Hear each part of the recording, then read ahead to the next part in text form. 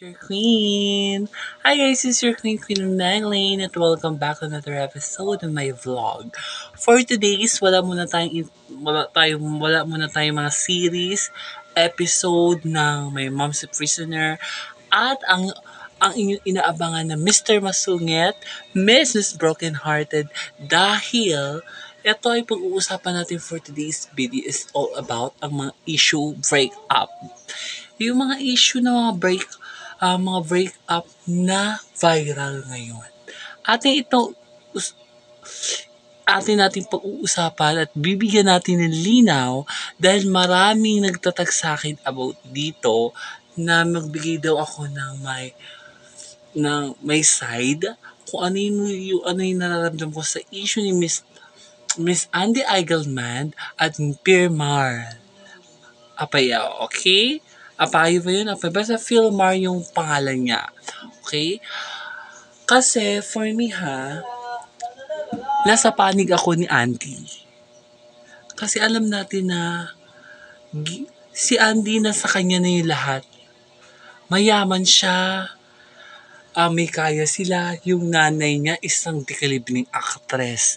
Kinalimutan niya yung buhay na maganda para tumira lang sa isang lugar na kung saan hindi siya bagay o sa parang isang island girl kasama ang gusto niyang tao pero in the end of the day nagawa pa rin siyang lokohin, diba? Kasi meron kasing mga love na hindi natin masasabing forever. Diba? Kasi kung may tukso, pag nilapitan ng tukso ang lalaki, hindi yan magpapakawala. Kasi lalaki yan eh. Ang lalaki na tutukso yan.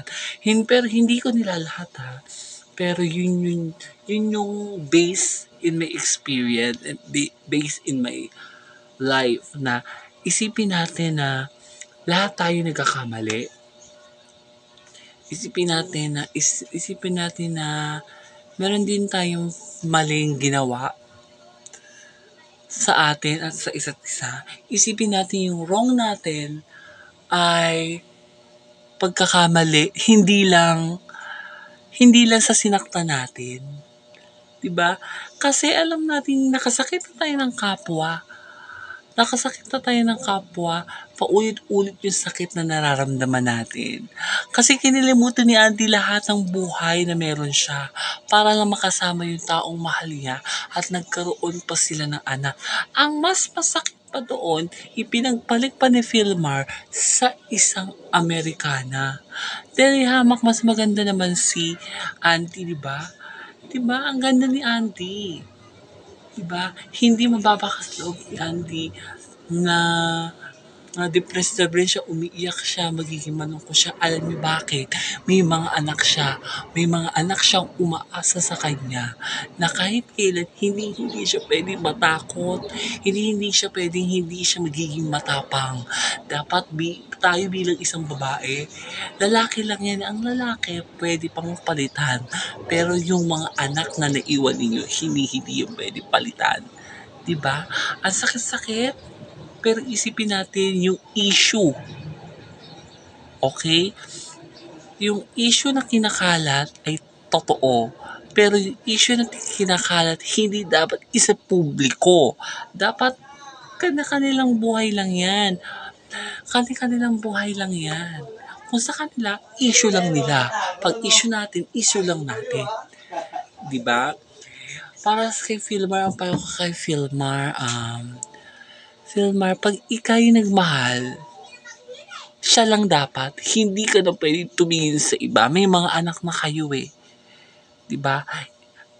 Isipin mo muna kung ano yung mararamdaman ni Andy bago mo gawin.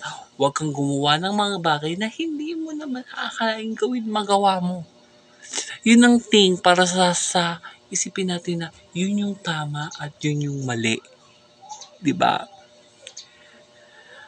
Okay sana man may magbigay linaw yung ating pinag-usapan this episode in my vlog.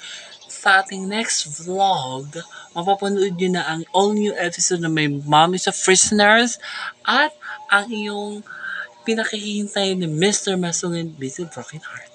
Bye!